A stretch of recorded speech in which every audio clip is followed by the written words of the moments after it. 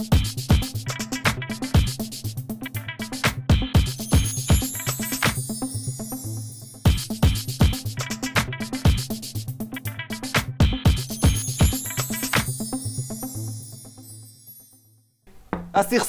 השמאל השפוי בעד פתרון נורמלי, שתי מדינות לאום לשני עמים. מה זה אומר?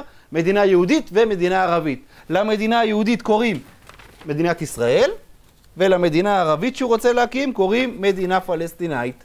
זה הרעיון של השמאל השפוי ביחס לסכסוך. מה אומר השמאל ההזוי? משהו אחר לגמרי. השמאל ההזוי אומר פחות או יותר את הסיפור הבא. אנחנו מסכימים עם השמאל השפוי שצריך להקים מדינה פלסטינאית, אבל לידה לא מדינה יהודית, מדינה אחרת לגמרי, מדינה שהוא קורא לה מדינת כל אזרחיה. מה זה אומר? מדינה פלסטינאית ולידה מדינה ערבית עם איזה מיעוט יהודי, די גדול, לכן הם רוצים ופועלים למען זכות השיבה. אוקיי? זה ההבדל בין השמאל השפוי לשמאל ההזוי בסוגיית הסכסוך. הסוגיה השנייה שיש ביניהם הבדל עצום, זה סוגיית הנגב והגליל. השמאל השפוי, במידה רבה, ייהד את הנגב והגליל. קוראים לאנשים שפעלו ועשו את זה, דוד בן גוריון ויצחק רבין.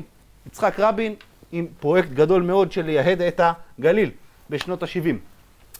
לעומתו, השמאל ההזוי, שאומרים לו ייהוד הנגב והגליל, הוא מקבל אלרגיה. בשבילו זה אפרטהייד, בשבילו זה קולוניאליזם, בשבילו זה אבי אבות הטומאה, ולכן כל הוויכוח עכשיו אל ערכי בנגב סביב הסיפור הזה. הלאה, צה"ל. השמאל השפוי, רבין אמרנו, אוהב את צה"ל, מת על צה"ל, משרת בצה"ל, מעריך את צה"ל, במידה רבה הוא צה"ל. לעומתו, השמאל ההזוי תופס את חיילי צה"ל כפושעי מלחמה. צה"ל הם הרעים, בצה"ל צריך להיאבק, צה"ל עובר על החוק הבינלאומי, לכן הם הולכים ומשקרים ומעלילים עלילות דם על צה"ל בגולדסטון, והולכים לאום ומדברים, מספרים כל מיני סיפורים, ולכן הרבה מאוד עמותות של הקרן לישראל חדשה מעורבות ברדיפת בכירים ישראלים ברחבי העולם. את מי הם לא רדפו? ציפי לבני? רדפו.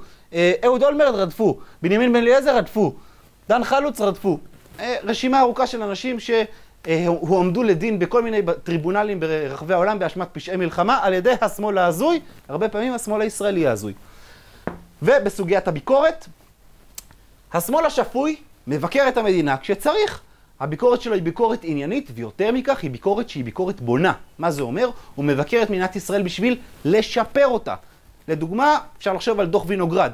דוח וינוגרד אחרי מלחמת לבנון השנייה, העביר ביקורת מאוד קשה על מדינת ישראל ועל חיילי צה"ל, ועל צה"ל, אבל מתוך מטרה לשפר אותו ולעשות אותו טוב יותר.